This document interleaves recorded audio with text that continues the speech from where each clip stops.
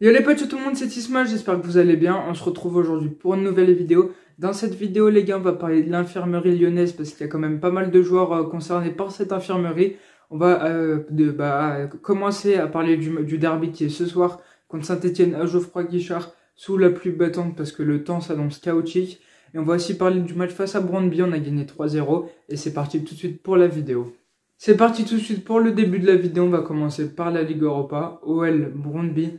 On a gagné 3-0, on a mis les 3 buts en deuxième mi-temps parce que la première mi-temps c'était un peu plus compliqué, ça jouait quand même pas mal, Lyon avait énormément de possession, il y avait bien plus de tirs que les joueurs de Brøndby.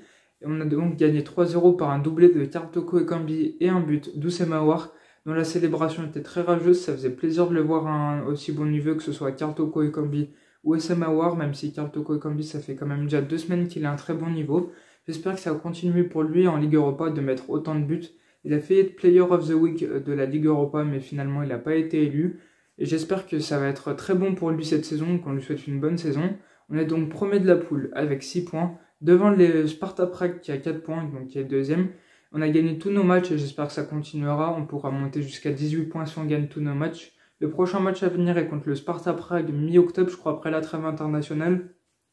Et du coup, voilà pour le match en lui-même. Il y avait 1000 supporters brøndbois, je sais pas si ça se dit, brøndbois ou Brøndbit, je sais pas comment ça se dit, un supporter de Brøndby. Bref, en tout cas, ils étaient 1000 à manifester dans les rues lyonnaises avant le match. C'était quand même une belle armée jaune, on va dire ça comme ça. Tous vêtus jaune dans le parterre lyonnais avec des fumigènes. D'ailleurs, les forces de l'ordre lyonnaises ont interpellé 2 supporters brøndbois, et un supporter lyonnais après s'être battu. Et du coup, j'espère que ça ira bien pour eux. Et voilà pour la Ligue Europa. Donc, on est toujours premier, tout va bien en Ligue Europa. Pas de souci à se faire. On va passer tout de suite pour le derby qui est ce soir à 21 h sous la pluie battante qui devrait y avoir à Geoffroy Guichard. J'espère que le match ne sera pas interrompu pour ça. Par contre, Jérôme Boateng est à mal à la cheville, mais sera là. Moussa Dembélé, je pense pas qu'il sera là. J'ai pas encore eu le groupe, mais il est blessé. Il pourrait revenir mi-octobre comme Jason Denayer, donc il devrait pas être là ce soir. Il y a aussi Islam Slimani, mais qui pourrait faire son retour dans le groupe, et pourquoi pas pour le match de ce soir. Et il y a Jeffrey Ndelane, donc qui pourrait revenir mi-novembre. Malo Gusto est là, même s'il avait fait un match avec la réserve pour souffler, parce qu'il y a des matchs tous les 2 jours, comme le dit Peter Bosz. Il faudrait éviter qu'on se blesse. Donc le derby est un match très important. Ça va chanter. De toute façon, il n'y aura aucun supporter lyonnais. Et toute personne immatriculée 69 ne peut pas rentrer dans le département de la Loire aujourd'hui. Le préfet interdit tout simplement l'avenue de Lyonnais ou de personnes de la région lyonnaise, donc du Rhône, dans la Loire. Donc du coup, il n'y aura que des Stéphanois à Geoffroy Guichard, c'est malheureux. On attend un derby où il y a des Lyonnais et des Stéphanois dans le même stade, même si ça doit être super bien, ça doit s'insulter de tous les côtés, mais ça va se battre. Mais au moins, il y aura de l'ambiance, ça c'est sûr. Et même s'il va pleuvoir des trompes et des trompes. Donc j'espère que le match ne sera pas interrompu pour ça.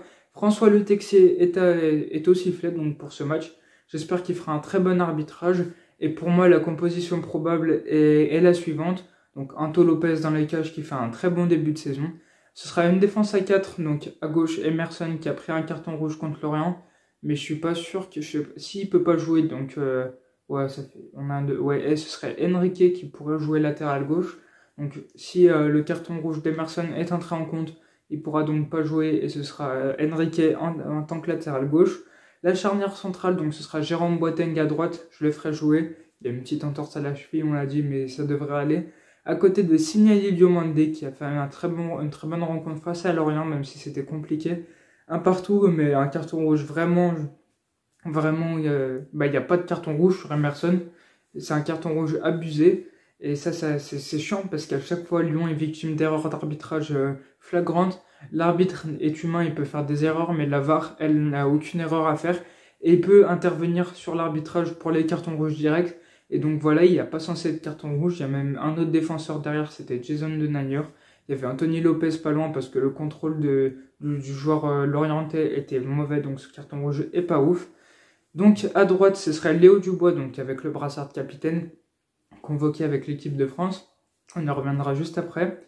Ensuite, donc deux milieux relayeurs, je mettrai Cacré qui fait un très bon début de saison, qui s'est amélioré, à côté de Guimarães, même si Cacré a soufflé face à Lorient, parce qu'ils ont mis Thiago Mendes à la place, qui a fait un très bon match, Thiago Mendes contre Lorient.